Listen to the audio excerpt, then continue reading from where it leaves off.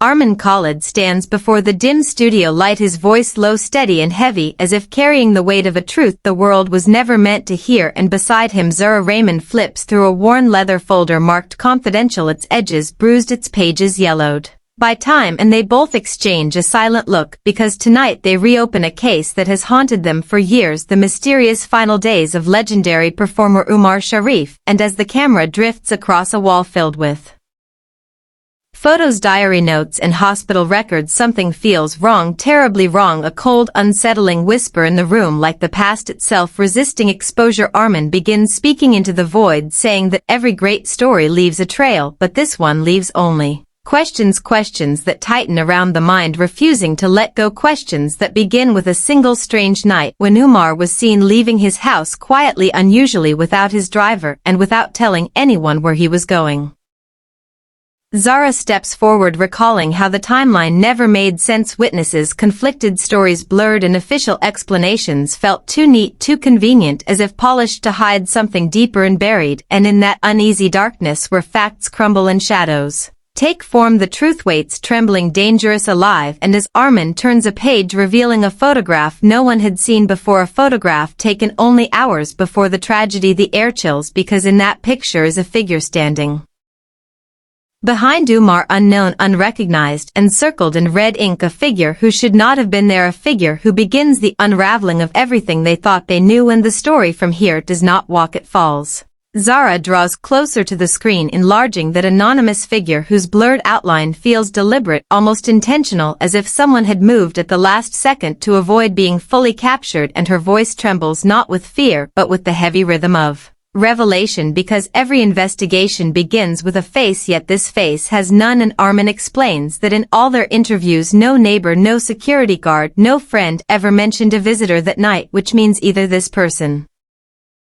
was never meant to be seen, or someone ensured every memory of them was erased. And as the camera pans across old case files, each page carrying more confusion than clarity, the atmosphere thickens like fog, swallowing the truth piece by piece. And Zara narrates how a second anomaly emerged from medical logs, timestamps that contradicted one another, notes that appeared overwritten, faint traces of ink suggesting someone corrected details long after the day was closed and locked. And these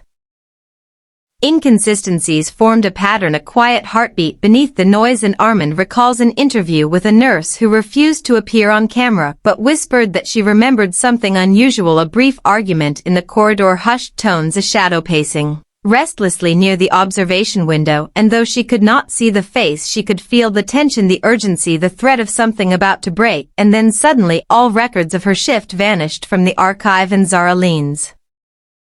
back, realizing they are not chasing a single truth but an entire maze crafted with careful hands, built to hide something or someone. And as the lights flicker for a moment, the studio feels colder, as if the story itself is watching them. Armin opens a new folder labeled Witness Accounts, and he reads the testimony of Farhan, a taxi driver who claimed that on the same night Umar left home, he had been followed by a dark vehicle that kept its headlights off, weaving through traffic with unsettling precision. And at first investigators dismissed Farhan's statement, calling it unreliable, yet his description matched the unidentified figure from the photograph, the same height, same posture, same silent presence. And Zara highlights how one line from his account still sends a chill through her, a line where Farhan said the man in the dark car never looked ahead, he looked only at Umar, as if tracking, not traveling. And this detail becomes the hinge on which their entire documentary turns, because it suggests intention, purpose, watching, waiting. And as Armin narrates the reconstruction of events, the viewer sees a dimly lit street, the echo of footsteps, the flicker of a passing reflection, and the sense that Umar was not alone that night, though he believed he was. And Zara explains how the taxi route ended near an old abandoned property, one that held no connection to Umar, at least none officially recorded. And when investigators later searched it, they found nothing except dust, broken windows, and a faint heel mark on the floor, as if someone had stood there for hours, unmoving, staring into the darkness. And Armin notes how silence can be evidence too, when it lasts long enough, and this silence becomes the most terrifying clue in the case, because somewhere within it hides the reason, the truth, and the one person whose existence still feels like a ghostly imprint on the edges of every document they examine. Zara walks slowly toward the evidence board, her fingertips brushing over the timeline that has grown longer, heavier, almost alive, as if the story itself resists being uncovered, and she recalls the moment they received a sealed envelope with no return address and no signature, just a single name written in uneven letters, Arif Malik, a name that did not appear in any report or interview yet carried an eerie familiarity as if whispered in the background of forgotten conversations, and Armin recounts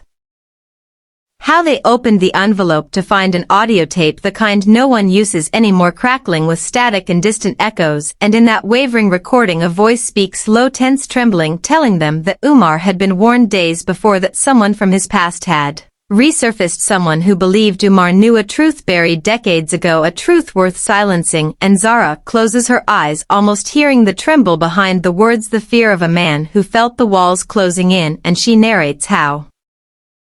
they traced the name Arif Malik to an old registration file belonging to a theater company that Umar once worked with in his early years, but every person they contacted either denied knowing that name or cut the call abruptly as if threatened by the memory itself. And Armin explains that the silence around Arif became louder than any confession because silence is chosen, not accidental, and in that silence they found a lead, a faded address scribbled on the back of the tape, a place on the outskirts of the city where streetlights die early and footsteps echo longer than they should, and as they reached the abandoned theater, Zara felt an overwhelming sense that the past was not just a timeline, it was a presence watching, listening, waiting for them to step deeper into a truth that had destroyed others before them. The abandoned theater looms in the darkness, its broken doors groaning softly as Armin pushes them open, and a cold breath of stale air greets them, carrying the faint smell of dust and forgotten dreams, and Zara shines her flashlight across the peeling walls, revealing old posters, torn edges curling and fading, faces staring back like ghosts trapped in time, and she speaks of how the silence feels unnatural, thicker than night itself, as if someone had been here recently yet intentionally left no trace.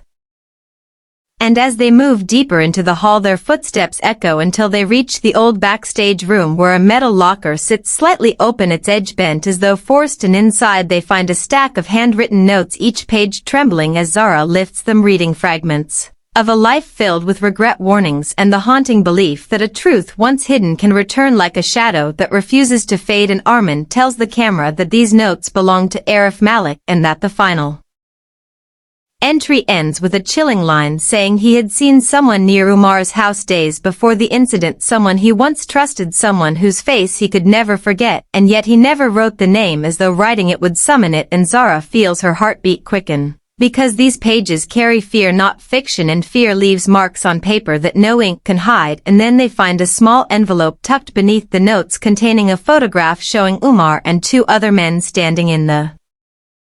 same theater, smiling, unaware of what the future held, and behind them stands a fourth figure, blurred, unrecognizable, the same figure from the earlier photograph. And this connection sends a jolt through Zara, because suddenly the mystery feels less like coincidence and more like a circle slowly closing. Armin lays both photographs side by side, and the resemblance is undeniable, the posture, the frame, the eerie consistency of someone who exists only in the edges of moments. And Zara explains that they fed the images into enhancement software, but every attempt resulted in the same outcome, a face that refused texture, identity, clarity, as if erased by intention, not accident. And this strangeness pushes them deeper into archived material until they discover a forgotten report written by a junior officer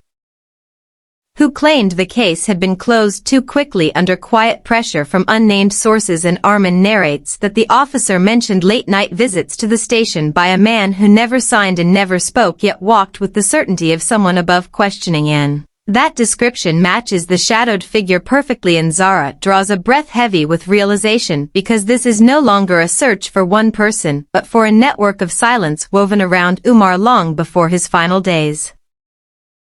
And as she reads the last lines of the report, her voice softens, describing how the officer felt watched, followed, and eventually transferred without explanation, and weeks later resigning completely. And Armin notes how fear creates patterns, and these patterns guide them to a new lead, a hospital technician who reviewed Umar's scans and remembered someone requesting private access to the files, someone whose badge was never registered, someone whose presence was like a flicker in a hallway light, gone. Before anyone could react, and Zara steps closer to the camera, saying that every piece of this puzzle points to the same truth: a presence moving silently, shaping outcomes, rearranging evidence, and always arriving just before the investigators. And the weight of this realization sinks into the studio like a shadow, growing deeper with every breath. Zara opens the final file on the desk, expecting another dead end, yet what she finds freezes her voice. For the first time, a document stamped confidential, but signed by someone she recognizes, someone she trusted, a mentor named Dawood Rizvi, the lead investigator who first assigned her to document the case years ago. And Armin steps back, stunned, because Dawood had always guided them, urging them to uncover every hidden truth, pushing them into darker corners of the mystery. And now his signature appears on a request to seal critical evidence, permanently, evidence they had been searching for since the beginning. And Zara recalls flashes of conversations, small warnings, subtle hints, moments where Dawood had steered them away from certain witnesses, and now those memories shift color, revealing intention, not protection. And Armin reads a final handwritten note clipped inside, saying the shadow figure was never meant to be found, because sometimes the one who holds the light controls what others see. And suddenly the twist hits them: the shadow was not a stranger, but an identity Dawood used when he did not want to be seen, moving through the case, shaping its narrative, guiding every outcome, appearing only on the edges of evidence. And Zara feels the room closing in as she realizes they were never discovering the truth, they were walking through a truth designed by Dawood from the beginning. And Armin ends the documentary with a voice that trembles, not with fear but with betrayal, saying that the most dangerous mysteries are not the ones hiding in darkness, but the ones crafted by those we trust most. And as the frame fades to black, the final chilling thought lingers, that the shadow figure may still be out there, watching, waiting, preparing to rewrite the story once again.